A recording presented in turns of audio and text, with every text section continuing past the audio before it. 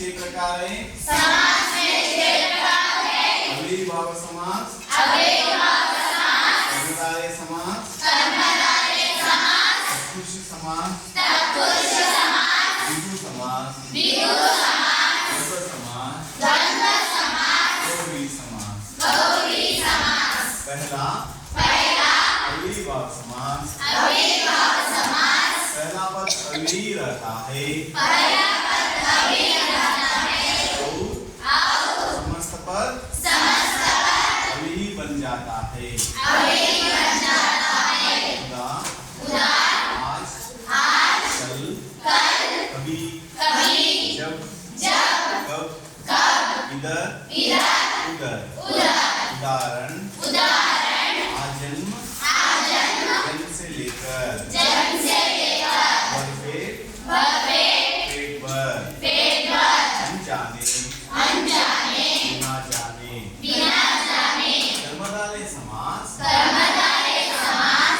जिस समास में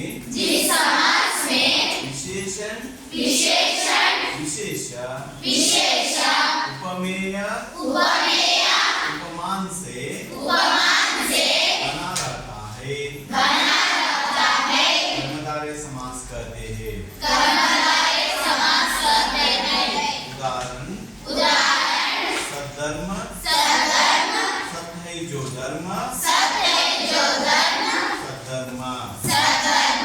पीताम्बर, पीला है जो अंबर, पीताम्बर। कनकलता, कनक के समान, लता।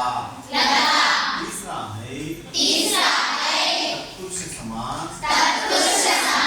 समास में दोनों शब्दों के बीच में आने वाले विभक्ति प्रत्यय लोप हो जाता है, तत्पुरुष समास कहते हैं। उदाहरण,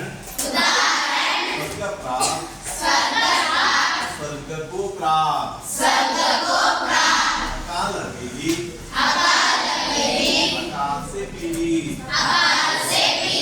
सत्याग्रह, सत्य के लिए आग्रह। चौथा द्विगु समास। पहला पद संख्यावाची रहता है और समस्त पद समूहवाची हो जाता है। इसको द्विगु समास कहते हैं। उदाहरण, सत्सही, 700 दोहम का समूह। त्रिधारा, 3 धाराएं।